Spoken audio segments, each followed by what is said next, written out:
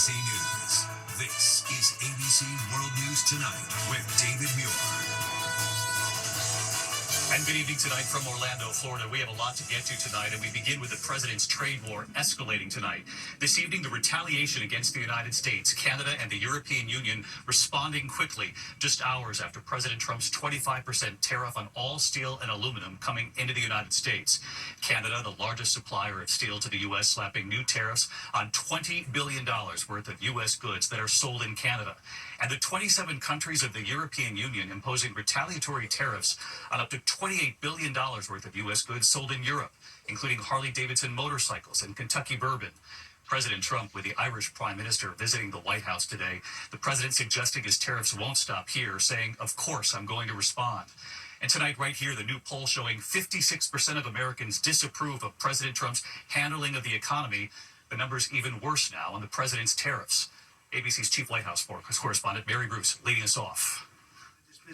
Today, President Trump side by side in the Oval Office with the head of the Irish government as his escalating trade war tests the U.S.-European relationship. I'm not happy with the European Union, I want to tell you, and we're going to win that. We're going to win that financial battle.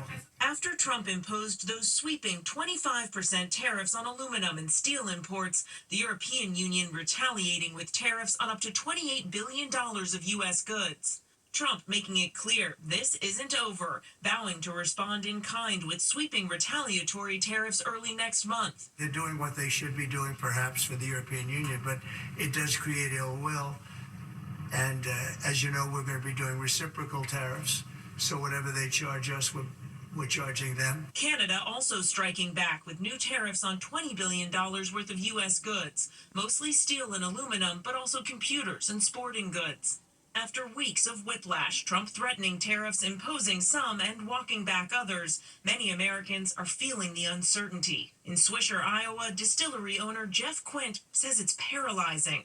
The bourbon industry is going to be collateral damage in this tariff war. I don't really think there's any way around that. And he's not alone. Tonight, the majority of Americans, 61%, now say they disapprove of how the president is handling tariffs. 56% say they disapprove of his handling of the economy overall. But the president has dismissed those concerns tonight, saying he has the right to change course. On tariffs, there's been a lot of on and off, some inconsistency. There's no inconsistency. I'm not like a block that just, I won't delay. It's called flexibility. It's not called inconsistency. It's called flexibility. Now, as the president defends his tariffs over on Capitol Hill tonight, the government is inching closer to a shutdown after Senate Democrats announced they will not support the House-passed funding bill. Now, certainly no one wants to see the government shut down, but Senate Democrats say they're concerned that the current bill would give the Trump administration too much leeway to continue overhauling the government. Instead, they're now hoping for a short-term solution, but the clock is ticking. The government set to shut down Friday at midnight. David. All right, Mary Bruce leading us off again tonight. Mary, thank you. Of course, the other major headline tonight, the massive firings at the Department of Education. More than 1,300 workers now fired. Tonight, about half of the department staff now gone. And tonight, the concern across this country from parents who count on student loans and financial aid to get their kids through college and on other programs their children depend on. Here's Rachel Scott. Tonight, the Department of Education effectively gutted, slashing nearly half its workforce. More than 1,300 workers fired. Now, Department of Education's, maybe more so than any other place, has a lot of people that can be cut. They're, number one, not showing up to work. Number two, they're not doing a good job. The Department of Education oversees federal loans and financial aid, which millions of students apply for each year to pay for college. The agency also provides funding for students with disabilities and from low-income families. New Education Secretary Linda McMahon promising those programs won't be impacted. The outward-facing programs, the grants, the appropriations that come from Congress, all of that are being met. And none of that's going to fall through the cracks. But the nation's largest teachers union says students will pay the price. It's going to have a real impact on real students, on real schools, on real families across this country.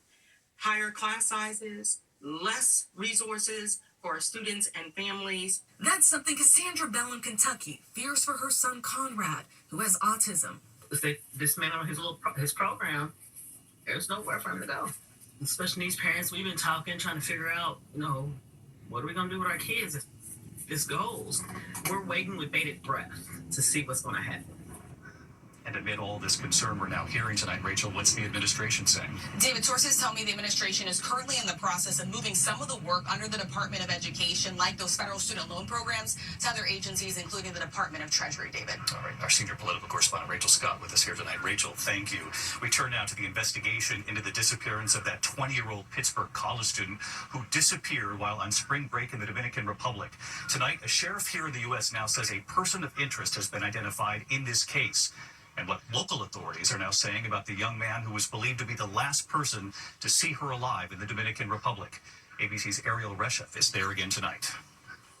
Tonight, helicopters hovering over the water in Punta Cana as authorities search for missing 20-year-old University of Pittsburgh student Sodiksha Konanki. Authorities combing CCTV footage and interviewing staff at the Rio Republica Hotel where she and 5 friends were staying. This is the beach where Sodiksha disappeared, but just down the coastline, 3 foreign tourists died from drowning in these waters back in January. Konanki lives in Loudoun County, Virginia. The sheriff there at one point called the man who was with her the night she vanished a person of interest. But authorities in the Dominican Republic say that is not the case, and the man is cooperating with the investigation as a witness. Dominican police sources say he is not a suspect, and so far, no evidence of violence. David, at this point, there are no suspects in this case. Police say that they have spoken to Sodiksha's friends and to that man, and they continue to hunt for answers. David? Ariel Reshef reporting again tonight. Ariel, thank you. We turn now to the remarkable survival story tonight. The Indiana mother of 3 found alive after being trapped in her car for 6 days with broken bones after veering off the road and ending up under a bridge. None of the drivers overhead could hear her screams, and the one thing she did to survive this for days. Here's Stephanie Ramos. Tonight, an incredible story of survival. An Indiana woman found alive after spending nearly a week trapped inside her car, declared missing by her family. We get thought the worst.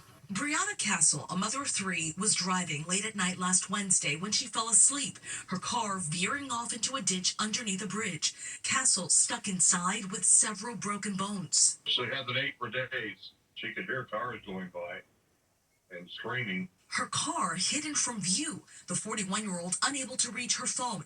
The only way she was able to survive was using her hoodie and dipping it into the water in the ditch and sucking the water. Then yesterday, after 6 days, someone nearby finally spotting the vehicle, making his way down the embankment with his supervisor, who's also a local fire chief. She was very conscious, very alert, very aware of how severe her injuries were. Castle airlifted to a Chicago hospital for treatment. Her family grateful she's alive. I'm so glad she was found alive, and I just can't wait to hug her and kiss her.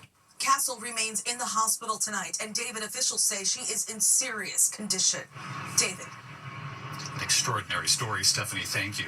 Tonight, hundreds of supporters are demanding the release of a former Columbia grad student and pro-Palestinian activist arrested by ICE agents, saying this is an attack on free speech. His American wife, 8 months pregnant, pleading for his release tonight. The Trump administration calling him a national security threat. Here's Aaron Kaczynski. Tonight, with hundreds of protesters in New York City clamoring for the release of pro-Palestinian activist Mahmoud Khalil, a federal judge is now weighing his bid for freedom. Khalil, a former Columbia grad student, was the lead negotiator during demonstrations that took over the campus last spring. He's a green card holder with no criminal record, but his lawyer says federal immigration agents identified, targeted, and detained Khalil simply because he advocated for Palestinians. This is an American, this is a U.S. person. He's a lawful permanent resident who's been separated from his family. The Trump administration argues it has the right to deport Khalil, calling him a national security threat. This is not about free speech. This is about people that don't have a right to be in the United States to begin with. When you go to a college campus, you incite protesting and locking down and taking over buildings and damaging property and handing out leaflets for Hamas, who is a terrorist organization. Coming to this country either on a visa or becoming a resident alien is a great privilege. But there are rules associated with that. Khalil's wife, who's 8 months pregnant, was in the front row at the hearing today, her lawyer reading a statement. It's shameful that the United States government continues to hold him because he stood for the rights and lives of his people. I demand his immediate release and return to our family. His lawyers say they've been unable to even talk to Khalil privately since his arrest. David, the judge said they must be allowed a phone call tonight, but for the foreseeable future, Khalil will remain in custody at an ICE detention facility in Louisiana. David? Our chief investigative correspondent, Aaron Katersky, again tonight. Thanks, Aaron. We turn next here to the two astronauts left in space on the International Space Station. They were sent on that 8-day mission. They've been in space now for nearly a year. Here in Florida, just a short time from now, a SpaceX rocket will launch from the Kennedy Space Center in the effort to get those astronauts back. ABC's Faith Abube is at Cape Canaveral, right here in Florida tonight. Tonight, those two NASA astronauts left in space after their one-week mission to the International Space Station unexpectedly turned into a 9-month stay, or now one step closer to finally returning home. The prime moment is when those parachutes open. When you return to Earth and your parachutes open, that is a great feeling. In close to an hour, the SpaceX Dragon Endurance spacecraft, owned by Elon Musk, expected to launch from NASA's Kennedy Space Center. The 4 crew members on board replacing the current team, including astronauts Sunny Williams and Butch Wilmore, who arrived to the International Space Station on Boeing's Starliner spacecraft back in June, marking its first crewed test flight. But their 8-day mission in space stretching to nearly a year after NASA and Boeing brought the Starliner back to Earth without the 2 astronauts due to technical issues. Since then, Williams breaking the record for the longest spacewalking time by a woman, 62 hours and 6 minutes. I think a lot of people know about our situation, but I also am excited that people are paying attention and understanding a little bit more about science and space. And David, the SpaceX capsule over my shoulder in the distance is expected to arrive at the International Space Station tomorrow morning. But NASA has still not yet said when those 2 astronauts will be able to return home to Earth. David. Faith Abube at the Kennedy Space Center right here in Florida. Faith, thank you.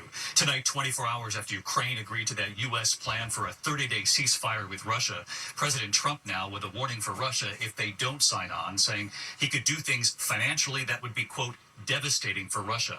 Meantime, Russia is advancing on the battlefield. Vladimir Putin making a rare visit to Russia's Kursk region.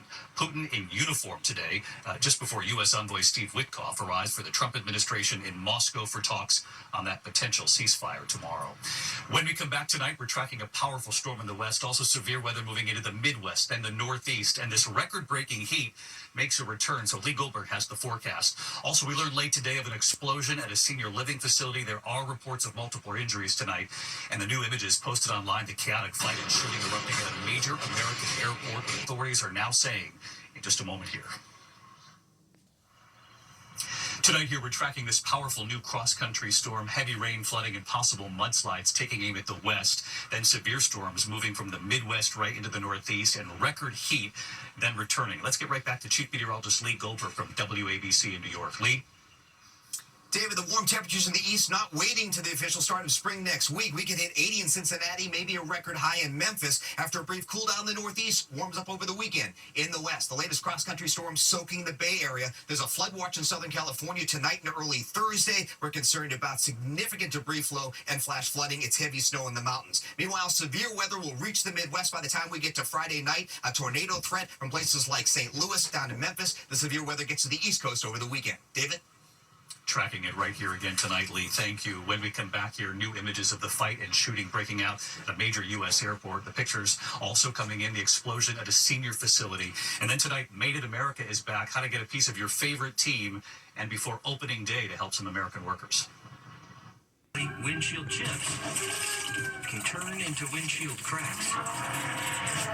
But at least you can go to SafeLight.com and schedule a fix in minutes. Sweet. SafeLight can come to you for free. Don't wait. Go to SafeLight.com and schedule now. After careful review of medical guidance and research on pain relief, my recommendation is simple. Every home should have Salon Pods. Powerful, yet non-addictive. Targeted and long-lasting. I recommend Salon Pods. It's good medicine. My accountant, who uses unsecured email, has all my tax info. Tax forms have all the personal info thieves need to steal your identity. That's why LifeLock monitors millions of data points for identity theft. Get a first-year offer at LifeLock.com. To the index of other news tonight, new images emerging of the chaotic shooting at Chicago's O'Hare Airport. Video posted online showing a fight erupting inside Terminal 2, erupting in gunfire, then spilling outside. Police say one person was wounded, dozens of shell casings found at the scene. The victim is in stable condition tonight. No arrests have been made. Tonight in Denver, firefighters responding to reports of an explosion and fire at an assisted living facility. Authorities say that explosion happening inside the building. At least 8 people hospitalized. 87 residents were forced out, many in wheelchairs. There was also a transformer fire right near that facility. The cause of the explosion and that fire are both under investigation. When we come back here tonight, Made in America is back. And what do they do with all those Major League Baseball bats? How to get a piece of your favorite team before opening day in a moment. ABC World News Tonight with David Muir, sponsored by Vivgard Hytrulo and Vivgard. Finally tonight here, Made in America is back with a Major League idea, celebrating your favorite team and celebrating American workers. Tonight, Made in America takes us to Winter Haven, Florida, about 50 miles south right here in Orlando. The company Dugout Mugs and their home run idea, ready for MLB opening day a little more than 2 weeks from now. Hey David, welcome to Dugout Mugs. Owner Chris Dennert bringing us inside at Chris's pitch. Dugout Mugs are baseball bat barrels hollowed out and turned into probably one of the most awesome drinking mugs on the planet.